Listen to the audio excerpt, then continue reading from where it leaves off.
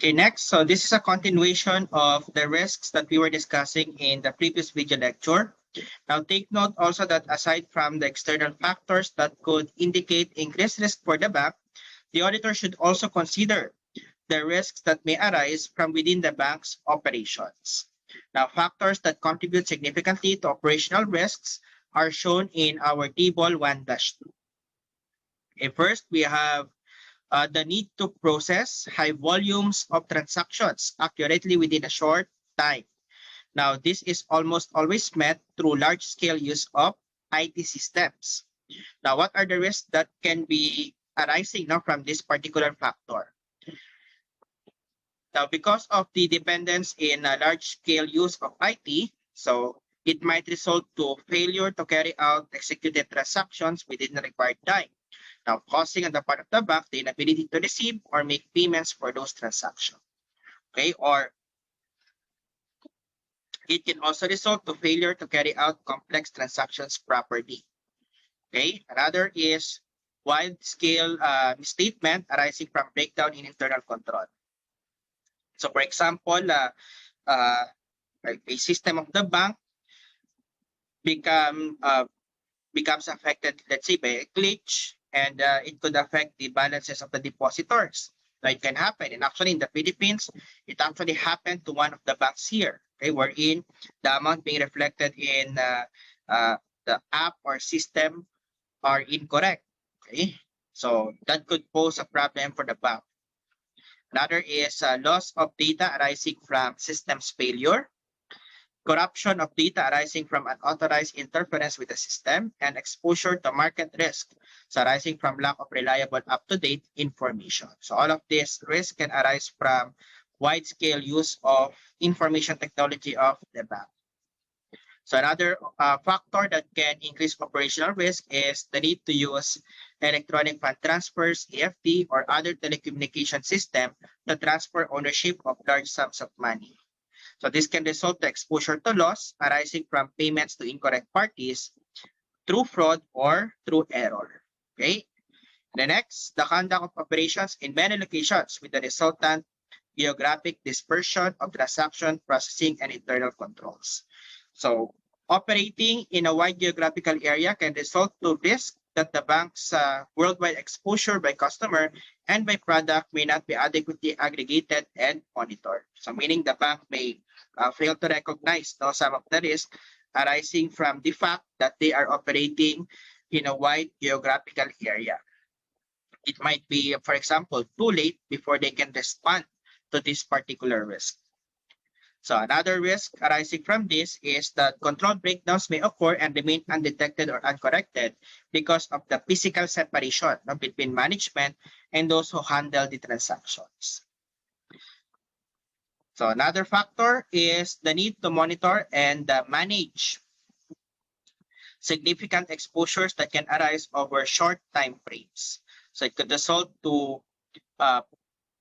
process of clearing transactions causing significant build-up of receivables or payables during a day. So most of it should be settled by the end of the day. So this is normally called the intra-day payment risk. Okay, so wherein transactions might build up and therefore errors could occur if they were not processed in time or the bank achieved to process them at a very short period of time. And finally, these exposures may arise from transaction with customers and counterparties and may include the interest rate, currency, and market risk. So because remember, the values of this instrument change a very short period of time. So the bank failure to clear them at the correct period or window of time could also cause problem to the bank. So another is the handling of large volumes of monetary items, including cash, negotiable instruments, and transferable balances.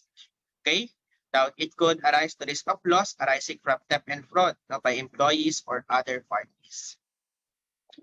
So inherent complexity and volatility of the environment in which banks operate may result to risk of inappropriate risk management strategies on the part of the bank or accounting treatment in relation to such matters as the development of new product and services. So meaning the bank may apply inappropriate accounting policy to certain accounting of their products and services, especially if there are few guidance over that particular area.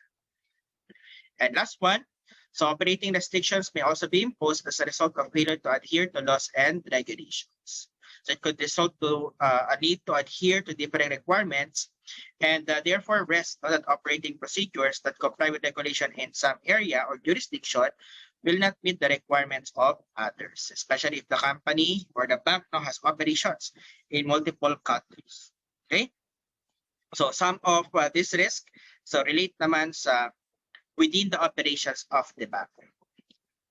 So to apply that, let's answer some of the questions related to this one.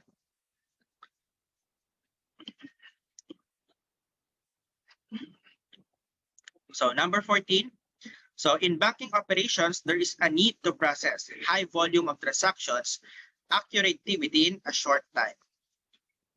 This need is almost always met through large-scale use of information technology or IT. So which of the following situations highlight least likely result from the bank's extensive use of information technology? Okay, so least likely, meaning we are looking for the false statement.